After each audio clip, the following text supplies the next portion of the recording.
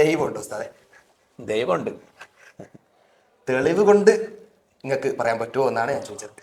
ദൈവം ഉണ്ടോ, ദൈവത്തിന് തെളിവ് എന്താണ് എന്നാണ് സാറിൻ്റെ ചോദ്യം അല്ലേ? അതെ. ദൈവം എന്നതുകൊണ്ട് ഉദ്ദേശിക്കുന്നത് എന്താണ്? ഏകദേശം നമുക്കും ഈ വീഡിയോ കാണുന്ന എല്ലാവർക്കും അറിയാം എന്താണ് ദൈവം എന്നുള്ളത്. അപ്പോൾ ഉസ്താദ് ആ ഒരു ചോദ്യത്തിന് ഞാൻ ഉത്തരം പറയേണ്ട ആവശ്യമുണ്ടോ? അതന്നെ, നമ്മൾക്കും വീഡിയോ കാണുന്ന ആളുകൾക്കും ഒക്കെ അറിയുന്നൊരു ദൈവം ഉണ്ടല്ലോ. അതെ. ആ ഒരു ദൈവം എന്താന്ന് പറഞ്ഞു തന്നാൽ മതി. അതായത് ഈ കാണുന്ന ഭൂമി, ചന്ദ്രൻ, സൂര്യൻ എന്ന് തുടങ്ങിയ പ്രപഞ്ചം സൃഷ്ടിച്ചവൻ ആണ് എന്നുള്ള രീതിക്ക് നമുക്കൊരു ദൈവത്തെ വ്യാഖ്യാനിക്കാൻ പറ്റുമോ? അതെ, അത്ര മതി. അത്ര ഞാൻ ഉദ്ദേശിച്ചുള്ളൂ. അല്ലാണ്ട് ദൈവം എന്നതിന് ക്ലിയർലി ഒരു ഡിഫൈൻ ചെയ്ത് തരാന്നുള്ളതല്ല ഞാൻ ദൈവം ഉണ്ടോ എന്ന്, ദൈവം എന്ന് പറഞ്ഞാൽ എന്താണ് എന്നുകൊണ്ട് ഉദ്ദേശിച്ചത്. അഥവാ സാറും നമ്മളും സാധാരണ എല്ലാ മനുഷ്യരും ദൈവം എന്ന് പറഞ്ഞാൽ എന്താണ് ലക്ഷ്യം വെക്കുന്നത്, അതിപ്പോൾ സാറ് പറഞ്ഞു കഴിഞ്ഞു.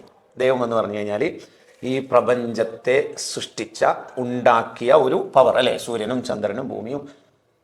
അപ്പോൾ അങ്ങനെയുള്ള ഒരു ദൈവം അഥവാ ഇങ്ങനെ സൃഷ്ടിച്ച ഒരാൾ ഉണ്ടോ എന്ന ആ ചോദ്യം എത്ര വലിയ ബാലിശ്യമാണ്. ഞാൻ ഉസ്താദിന്റെ അടുത്ത് പൂർണ്ണമായ ഒരു ഉത്തരവാണ് പ്രതീക്ഷിക്കുന്നത്. ആയിക്കോട്ടെ, നമ്മൾ ഈ റൂമിലല്ലേ സാറേ ഉള്ളത്? അതെ.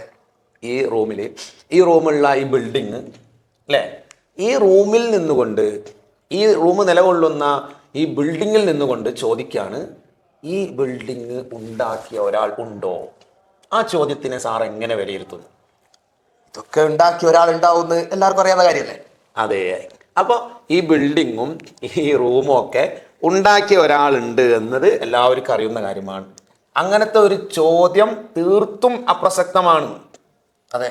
അതേപോലെ തന്നെയല്ലേ ഈ പ്രപഞ്ചം നാം അനുഭവിച്ചുകൊണ്ട്, ഈ പ്രപഞ്ചത്തിൽ ഉള്ള സുഖങ്ങൾ ആസ്വദിച്ചുകൊണ്ട്, സൂര്യനെയും ചന്ദ്രനെയും ഈ യൂണിവേഴ്സിൽ നിന്നുകൊണ്ട് നമ്മൾ ചോദിക്കുക, ഇത് ഉണ്ടാക്കിയ ഒരാളുണ്ടോ?